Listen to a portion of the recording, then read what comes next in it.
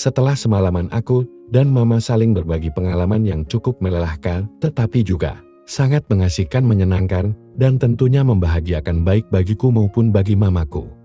Keesokan paginya, aku duduk di pekarangan belakang yang luas dan hijau itu. Mama memang berasal dari keluarga yang terpandang. Karena ayahnya berdarah biru, sementara ibunya juga seorang wanita yang kaya. Karena itu setelah kakek dan nenekku meninggal, peninggalannya pun cukup banyak. Antara lain, rumah yang ditinggali oleh mama ini adalah rumah gedung antik. Tapi rumah ini tampak kokoh sekali. Rumah peninggalan kakek dan nenek cukup banyak. Tapi karena anaknya pun banyak, maka rumah itu pun dibagi-bagi. Rumah dan tanah yang mama tempati ini adalah jatah untuk mama sendiri. Karena saudara-saudaranya yang 8 orang itu lebih memilih rumah di kota besar. Sementara mama lebih suka tinggal di kota ini. Karena mengingat kakek dan nenekku di masa tua, sampai meninggalnya tinggal di rumah ini. Mama mencintai rumah antik ini, karena tanah di belakangnya cukup luas, hampir 2 hektar. Tanahnya pun sangat subur, sehingga bisa ditanami beraneka pohon buah-buahan. Bisa ditanami sayur mayur pula. Mama pun bisa bebas memelihara ayam kampung, sampai ratusan jumlahnya. Kalau ada sisa-sisa makanan, bisa ditaburkan ke ayam-ayamnya. Bukan cuma itu, di belakang rumah mama, ada kolam ikannya segala. Yang dipelihara adalah ikan yang bisa dikonsumsi, bukan sekedar ikan hias. Ketika aku sedang asyik menaburkan makanan untuk ikan ke kolam itu, terdengar mama memanggilku. "Denis, Diaman," sahutku sambil menaburkan sisa makanan ikannya ke kolam. Lalu bergegas masuk ke dalam rumah. "Ada apa, Mam?" tanyaku. "Sayang, mama punya nasar atau janji," kata mama sambil memegang bahuku. "Bahwa kalau kamu datang ke sini, mama akan membelikan sebuah mobil bagus. Sekarang lihatlah ke depan. Itu mobil barumu sudah menunggu," ucap mama. Aku pun segera menengok ke depan rumah. Ternyata benar, sebuah sedan hitam yang semerek dan setipe dengan sedan Mamir sudah menungguku di depan. "Mama, itu kan sedan mahal, Mam," ucapku. "Iya sayang," sahut mama sambil membimbingku berjalan ke perkarangan depan. Di samping mobil baru itu, kuraih mamaku dan membisikinya. "Terima kasih mama, aku tak pernah membayangkan punya mobil sekeren ini," ucapku. Mama mengumpulkan duit hampir setahun untuk membeli mobil ini. Bahkan tiap bulan mama transfer ke dealer untuk persiapan membeli mobil ini. Bulan lalu sudah lunas, tapi mama minta jangan dikirimkan dulu, karena kamunya belum datang, jelas mama. "Berarti mama sudah punya feeling kalau aku mau datang kemari ya?" tanyaku. "Iya sayang, feeling seorang ibu tentu saja sangat kuat sayang," jawabnya. "Mama sendiri gak punya mobil, kenapa mendahulukan aku?" tanyaku. "Kalau mama punya mobil, harus gaji sopir dan sebagainya. Mama kan gak bisa nyetir, gak ngerti mesin dan sebagainya. Nanti malah diakali aja terus sama sopir. Makanya mama mengutamakan kamu, supaya kamu tampil lebih beda nanti." "Kamu sudah punya SIM kan?" tanyanya. "Ada Man, SIM motor punya, SIM mobil juga punya. Kalau di rumah suka pakai mobil papa, ayo kita coba mobilnya sekarang Mam," ajakku. "Iya ayolah," mama mengangguk sambil tersenyum ceria. Tak lama kemudian, aku sudah berada di belakang setir sedan hitam itu. Sementara mama sudah duduk di sebelah kiriku. "Bagaimana, enak gak mobilnya?" tanya mama setelah aku nyetir lebih dari setengah jam di jalan raya. "Sangat-sangat enak sekali Mam, tapi dibandingkan dengan hadiah dari mama yang semalam sih, tetap aja enakan yang semalam itu Mam," ucapku. Mama menyahut perlahan. "Mama juga merasa bahagia sekali semalam itu sayang," sahutnya. Begitulah ternyata, aku bukan hanya mendapatkan sebuah sedan mahal, tapi juga mendapatkan JTH dari mama, yang lainnya yang lebih membahagiakanku selama liburan di rumahnya. Sehingga hari liburanku menjadi hari-hari sibuk dengan acara pendakian terus-menerus bersama mama. Setelah masa liburanku habis, aku pun dengan berat hati harus berpisah dengan mama kandungku. Kalau sewaktu aku ke rumah mamaku itu naik motor, sekarang pulangnya aku mengendarai mobil sedan pemberian mamaku. Mami terheran-heran melihatku pulang dengan sedan hitam yang sama persis dengan sedan miliknya. Hanya warnanya saja yang berbeda. Punya Mami berwarna merah, sementara mobilku berwarna hitam. Untungnya garasi kami cukup luas, sehingga meski ada mobil papa dan mobil mami, mobilku tetap bisa masuk dengan leluasa. Bahkan mungkin ditambah satu mobil lagi pun masih muat di garasi kami. Ini mobil siapa Denis? Tanya mami sambil memegang pergelangan tanganku.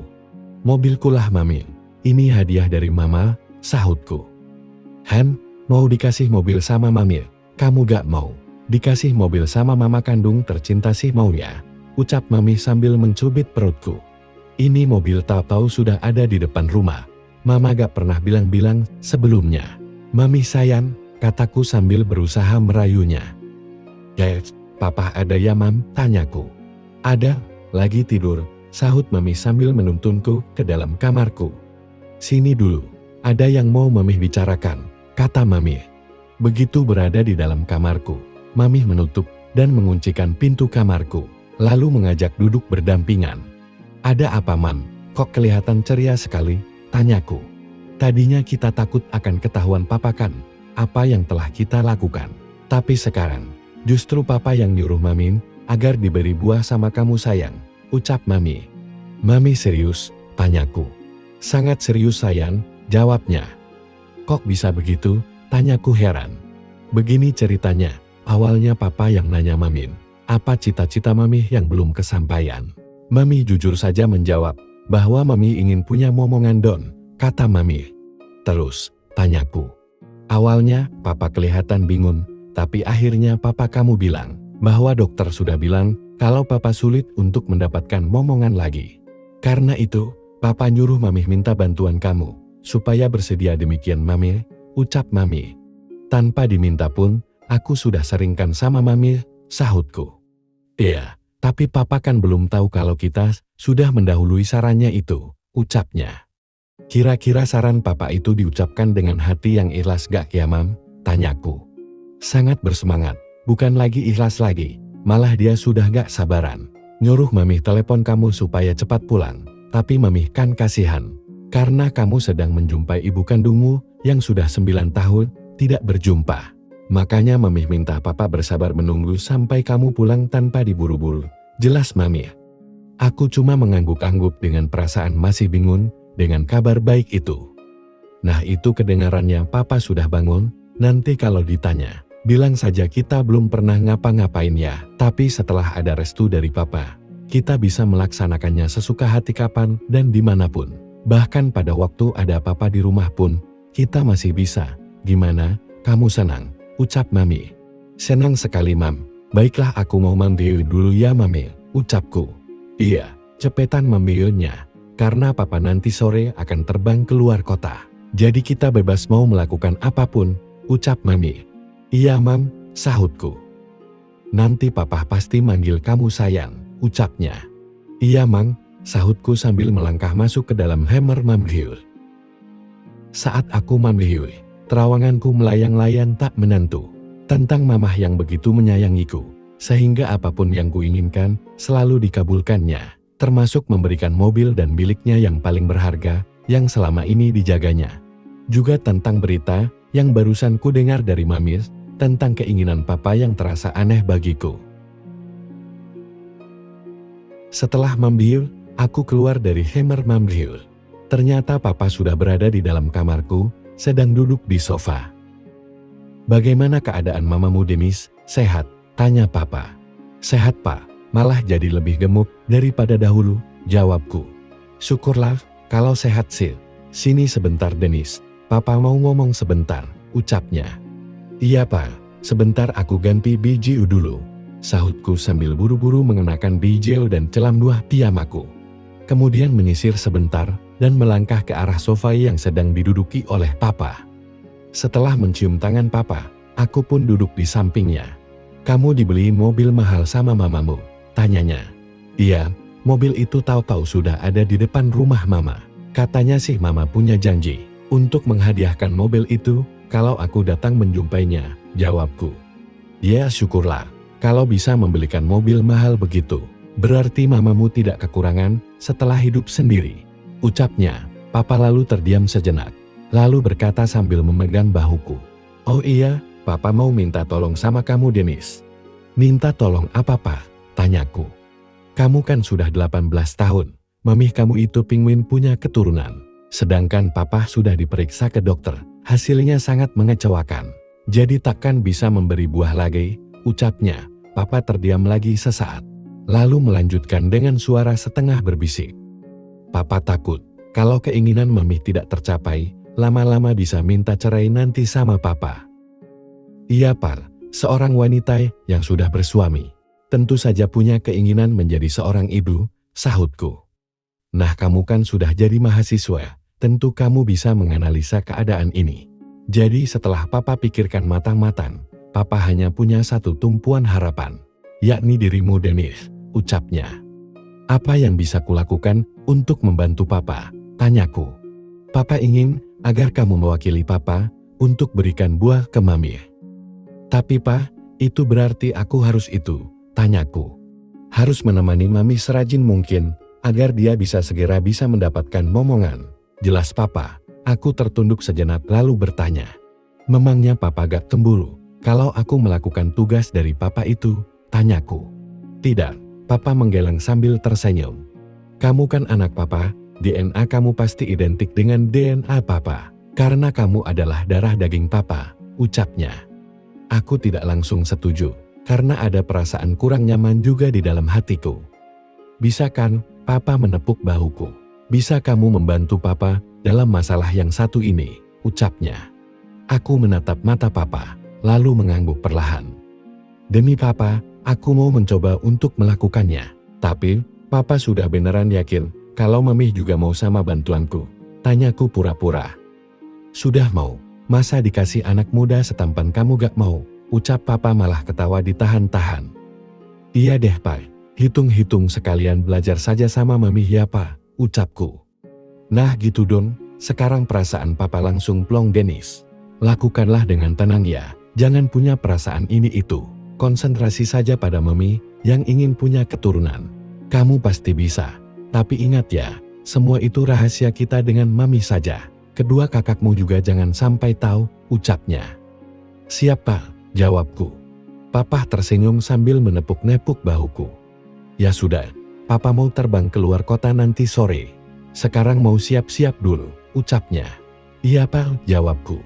Lakukanlah tugas rahasiamu dengan baik, bahagiakan hati mami sebisamu, ucapnya. Siap pak, jawabku. Papa pun keluar dari kamarku setelah panjang lebar menjelaskan rencananya itu. Aku pun keluar menuju dapur, minta dibikinin kopi pahit sama Bi Caca, pembantu yang sudah bertahun-tahun bekerja di rumah ini. Jam 1, sebuah mobil perusahaan datang untuk menjemput dan akan menghantarkan papa ke bandara. Aku dan mama mengantarkan kepergian papa sampai pintu gerbang. Setelah mobil perusahaan yang akan mengantarkan papa, mami mengajakku ke dalam Hammernya. Setelah berada di dalam Hammer, mami memegang pergelangan tanganku sambil berkata, Mami ingin dong dibawa jalan-jalan dengan mobil baru itu, tapi nanti malam aja. Sekarang sih obatin dulu kangen mami sama kamu. Iya mam, 2 minggu gak lihat mami, rasanya rindu banget, sahutku. Iya sayang, apalagi mami, ucapnya. Sekarang kita bisa mengerjakannya dengan tenang ya mam, tanpa rasa takut ketahuan papa lagi, ucapkun. Ya, tapi jangan sampai ketahuan sama Bi Caca juga, nanti dia bisa bocorin rahasia keluar. Tentu aja mam, tadi papa juga sudah mewanti-wanti bahwa kita harus merahasiakan ini semua. Teh Susi dan Teh Nindi juga jangan sampai tahu, ucapku tapi diam-diam aku mendadak. Teringat sesuatu yang pernah terjadi, tanpa sepengetahuan mami. Dan aku masih ingat semuanya, sebelum aku mendapat libur panjang dan pergi ke rumah mamaku. Papa dan mami waktu itu berada di kampung mami. Katanya sih mau menikahkan adik mami di kampungnya. Pada saat itulah, sepulang kuliah, aku memanggil Bi Caca. Bi, bisa pijat gak? Tanyaku. Sedikit-sedikit bisa sih Del, sahut Bi Caca.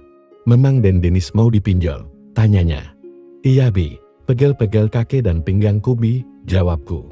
Iya entar dulu ya, Bibi mau cucu tangan dulu ya, sahutnya. Iya. Aku tunggu di Hammer ya Bi, ucapku. Iya Den, jawabnya. Kemudian aku masuk lagi ke dalam Hammerku. Tak lama kemudian, Bi Caca masuk ke dalam Hammerku. Mau pakai minyak gosok dan tanyanya. Jangan Bi, nanti aku berminyak. Pakai tangan aja, jawabku. Lalu Bi Caca pun mulai melakukan apa yang aku suruh itu. Kalau ada Ibu mah, mungkin saya gak disuruh seperti ini ya Den, kata Bi Caca sambil menahan tawanya. Aku kaget mendengar ucapan Bi Caca itu. Apa maksudnya? Apakah dia menyindirku atau asalnya plus ngomong aja? Maksud Bi Caca, tanyaku. Iya Den, Ibu memang sangat baik ya sama Den Demis, ucapnya. Sangat baik gimana? Tanyaku. Gak pernah marahin, Bi Caca menahan tawanya lagi. Waduh, jangan-jangan dia sudah tahu kalau aku suka dengan Mami. Lalu aku harus bilang apa? Aku malah tak berani menanggapinya. Karena takut masalahnya jadi melebar kemana-mana. Terus bagaimana kalau dia menyebar gosip ke pembantu tetangga yang suka pada ngerumpi di pinggir jalan? Aku harus berusaha meredam segala kemungkinan di kemudian hari. Aku pun langsung memindahkan topik pembicaraan. Bi Caca ini statusnya janda apa punya suami? Tanyaku. Punya suami Den, tapi ketemunya juga cuma 2 tahun sekali, jawabnya. Loh kok bisa? Tanyaku. Suami saya bekerja di luar negeri Den, pulang setahun sekali aja gak bisa, karena gajinya sedikit. Tapi belakangan ini saya dengar kabar bahwa dia sudah menikah lagi. Dengan TKW yang kerja di sana juga, gak tau lah, saya pusing kalau mikirin suami.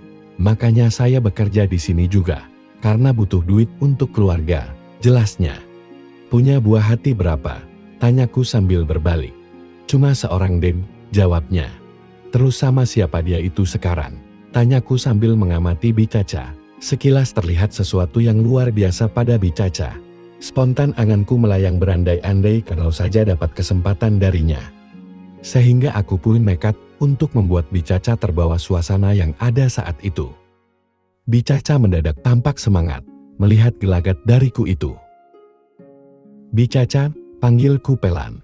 Karena dia tahu maksudku, Bi Caca pun berkata, memangnya Den Denis berkenan dengan saya? Tanyanya. Iya Bi, kenapa tidak? Sahutku singkat. Sekarang Den, tanyanya seperti belum yakin pada ucapanku. Tahun depan, sahutku, ya sekarang lah, kataku lagi. Dan tanpa banyak tanya lagi, Bi Caca pun bersiap untuk mengarahkan segala kemampuan dan pengalamannya selama ini. Bi Caca memang suka berdandan. Pembantu zaman sekarang beda dengan di zaman dahulu.